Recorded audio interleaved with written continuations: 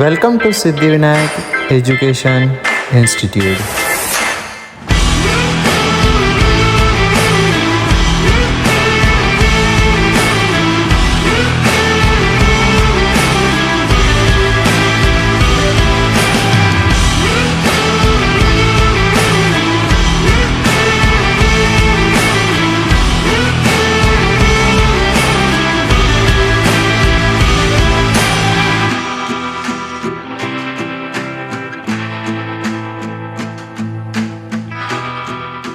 Hello everyone, myself Purnima Nagpure. Welcome to wonderful channel of Siddhivinayak Education Institute.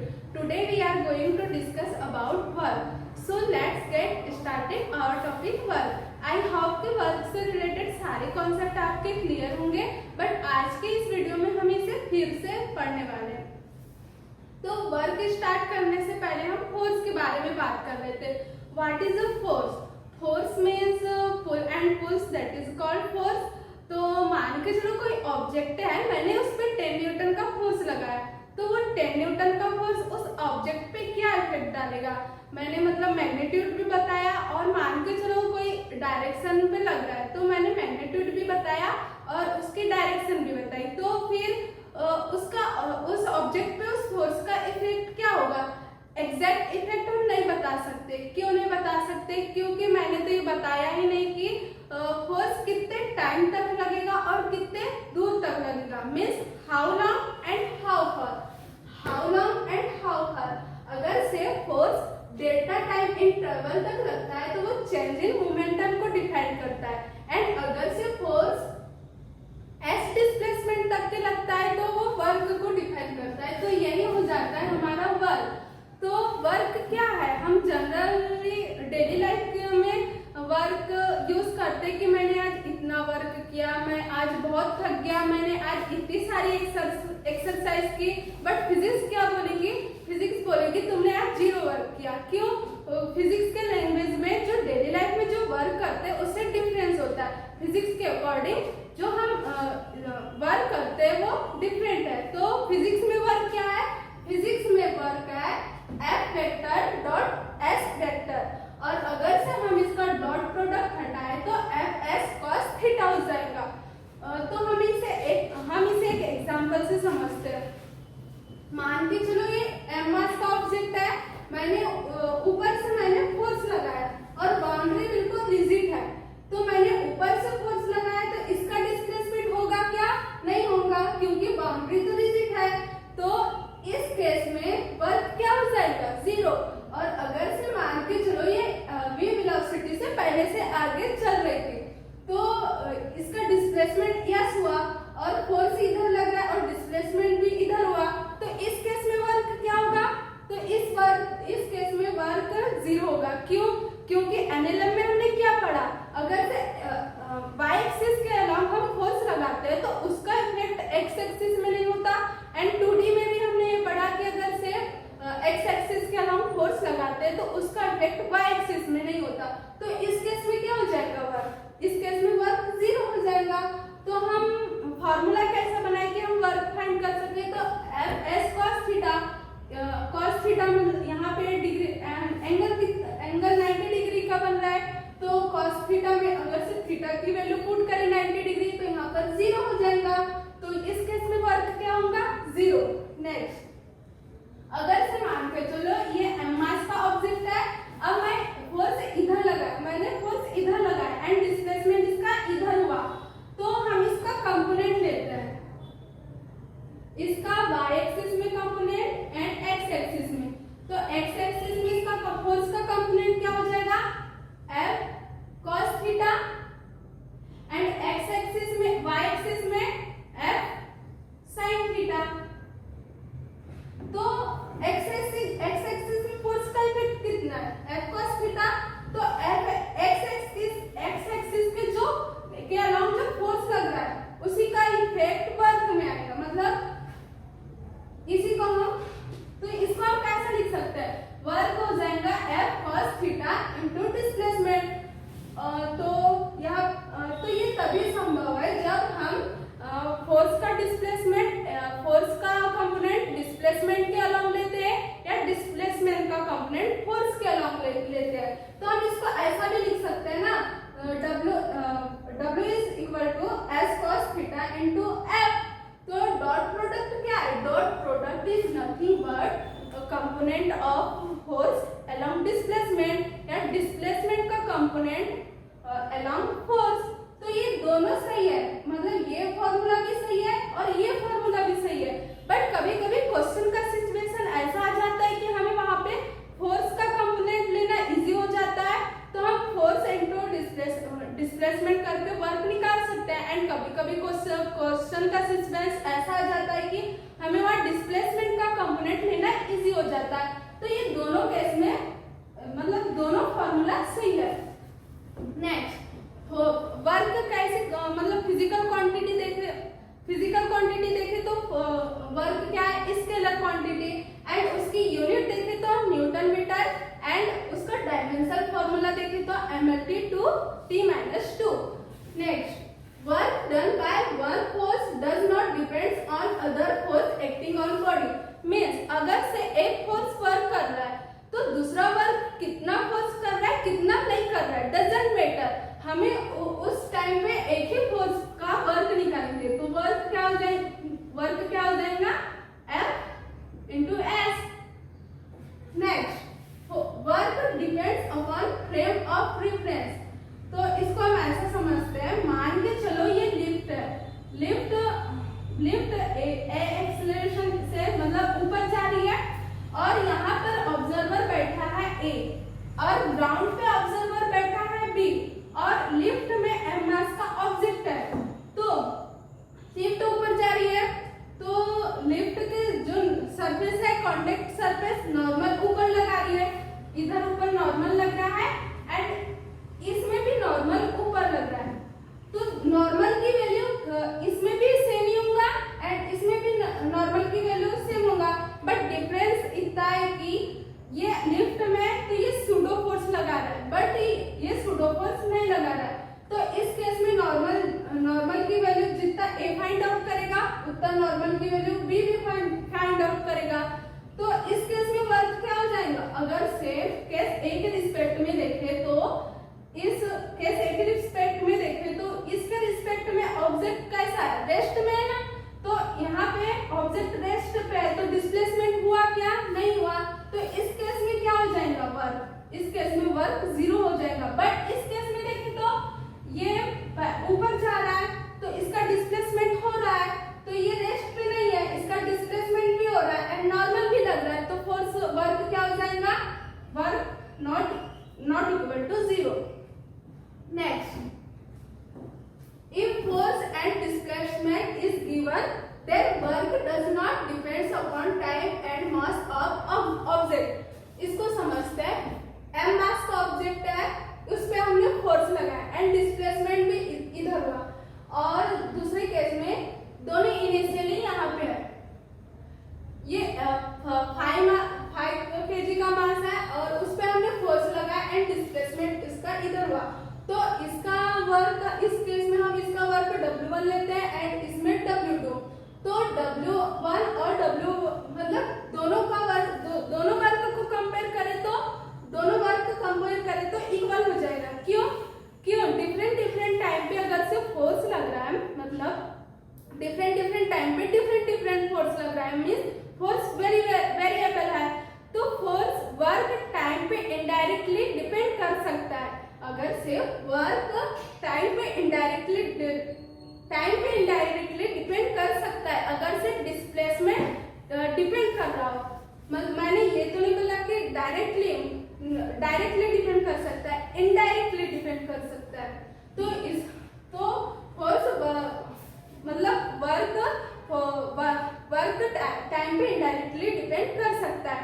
चाहे दुनिया के कोई भी ऑब्जेक्ट हो जो वर्क कर रहा है वो मास पे डिपेंड नहीं कर सकता, ना ही टाइम पे। उसका फॉर्मूला क्या हो जाएगा? Fs। चाहे वो लेट हो या उसका ऑब्जेक्ट वो ऑब्जेक्ट कितने भी केजी का हो, कितने भी मास, उसका मास कितना भी हो। नेक्स्ट, हम क्या लिखते हैं? वर्क लिखते हैं F vector dot S vector. तो यहाँ पे S क्या है? तो S फोर्स का डिस्प्लेसमेंट है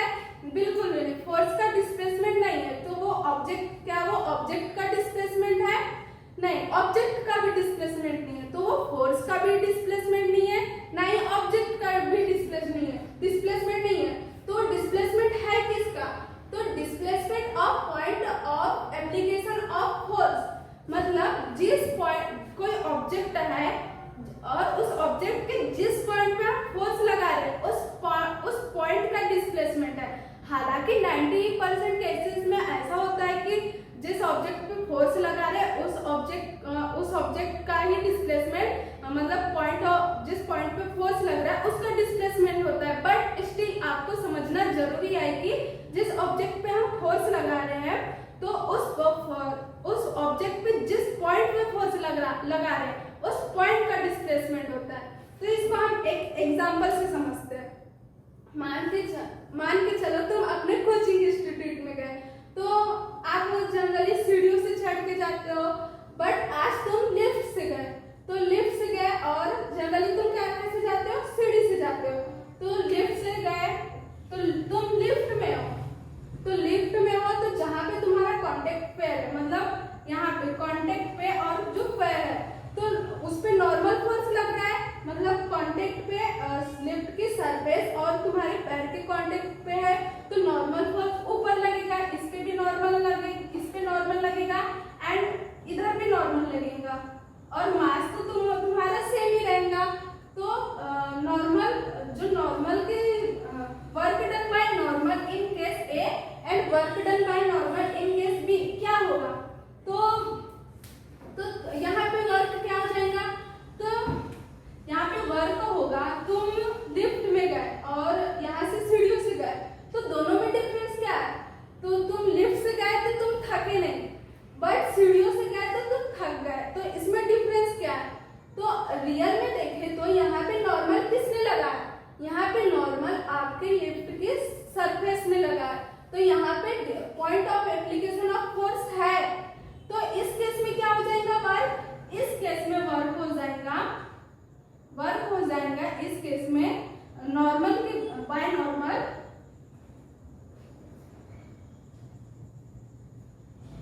इस केस में नॉर्मल के जो नॉर्मल वर्क कर रहा है इस केस में नॉर्मल वर्क कर रहा है, बट इस केस में normal, so work done by normal in case में क्या हो जाएगा, W is and S, क्योंकि यहाँ पे नॉर्मल भी लग रहा है फोर्स एंड डिस्प्लेसमेंट भी हो रहा है। बट दूसरे केस में देखें तो यहाँ पर वर्क डन बाय नॉर्मल 0 हो जाएगा। क्यों 0 हो जाएगा, क्या यहाँ पे नॉर्मल लग रहा है, हाँ नॉर्मल लग रहा है, बट नॉर्मल इसमें मतलब नॉर्मल तो लग रहा है बट फोर्स वर्क क्या होगा, नॉर्मल इस केस में 0 होगा, क्योंकि रियल में देखें तो नॉर्मल यहाँ पे किसने लगाया, आपकी मस्कुलर फोर्स ने लगाया। यहाँ पे मस्कुलर फोर्स मतलब आप अपने मस्कुलर फोर्स से चल के ऊपर गए। तो इसको हम एक एग्जांपल से समझते हैं। तो हम इसे एक एक्सपेरिमेंट करके देखते हैं कि कैसे नॉर्मल ने वर्क 0 किया। तो ये सीढ़ी है, तो ये सीढ़ी का अपर स्टेप हो गया एंड सीढ़ी का लोअर स्टेप हो गया और ये मेरे दोनों पैर ऐसे खड़े हैं। तो ये दोनों कांटेक्ट पे है, तो नॉर्मल तो ऊपर लग रहा है, दोनों पैर मेरे कांटेक्ट पे है, नीचे कांटेक्ट पे है, तो वर्क तो मतलब नॉर्मल तो दोनों पे नॉर्मल लग रहा है, बट जैसे ही मैंने एक पैर ऊपर उठाया तो नॉर्मल कांटेक्ट तो हट गया, मतलब इसमें नॉर्मल नहीं लग रहा है, बट डिस्प्लेसमेंट ऐसा किया मैंने तो डिस्प्लेसमेंट हुआ, बट नॉर्मल ने वर्क किया क्या, नहीं किया। तो यहाँ पे point of application of force है क्या, नहीं, क्योंकि मैंने इसको ऊपर उठाया तो यहाँ पे नॉर्मल नहीं लग रहा है, बट फिर मैंने अब इस वाले पैर पे कांटेक्ट बचा है, तो इस वाले पैर पे कांटेक्ट बचा है तो नॉर्मल लग रहा है, बट डिस्प्लेसमेंट हुआ क्या, नहीं हुआ। तो फिर मैंने दोनों को ही ऊपर उठाया, तो अब दोनों नॉर्मल पे है, मतलब दोनों पे नॉर्मल लग रहा है, बट डिस्प्लेसमेंट हुआ क्या, नहीं।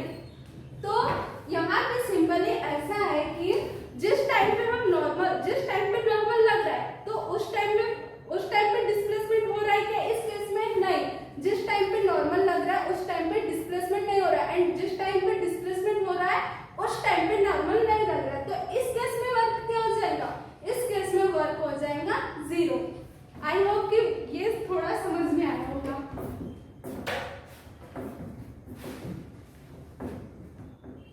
वर्क हमने क्या पढ़ा, वर्क एक फिजिकल क्वांटिटी है जो स्केलर है। तो स्केलर मीन्स क्या होता है, स्केलर मीन्स जिसका मैग्नीट्यूड तो होता है बट डायरेक्शन नहीं होता। तो और वेक्टर में क्या होता है, वेक्टर क्वांटिटी में क्या होता है, उसका मैग्नीट्यूड भी होता है एंड डायरेक्शन भी होता है। तो डायरेक्शन क्या शो करता है, डायरेक्शन शो करता है कि वो पॉजिटिव है या निगेटिव है या जीरो। बट वर्क एक ऐसी फिजिकल क्वांटिटी है, मीन्स स्केलर क्वांटिटी होने पर भी वो पॉजिटिव, निगेटिव एंड जीरो होता है। तो पॉजिटिव एंड निगेटिव, जीरो वो वर्क को डिफाइन करता है कि कितना वर्क किया, पॉजिटिव वर्क हुआ कि निगेटिव या जीरो वर्क हुआ। तो हम कैसे फाइंड करते हैं पॉजिटिव एंड निगेटिव वर्क?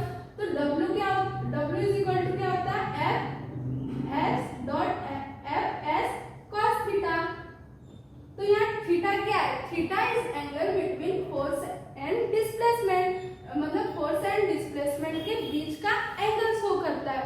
तो वर्क अगर से फोर्स एंड डिस्प्लेसमेंट के बीच का वर्क 90 डिग्री से कम है एंड जीरो से ज्यादा या जीरो है, तो कौन सा वर्क? वो पॉजिटिव वर्क हो जाएगा। एंड अगर से फोर्स एंड डिस्प्लेसमेंट के बीच का एंगल 90 डिग्री है तो वर्क क्या हो जाएगा? जीरो। अगर से cos थीटा मतलब यहाँ पे 90 डिग्री पुट करते हैं तो यहाँ पे वर्क क्या हो जाएगा? जीरो। एंड अगर से फोर्स एंड डिस्प्लेसमेंट के बीच का एंगल 120 डिग्री है तो मतलब 180 डिग्री से कम एंड 90 डिग्री से ज्यादा या 180 डिग्री हो भी सकता है। तो 90 डिग्री से ज्यादा होगा तो उस टाइम पे वर्क क्या होगा? निगेटिव। तो हमने क्या सीखा?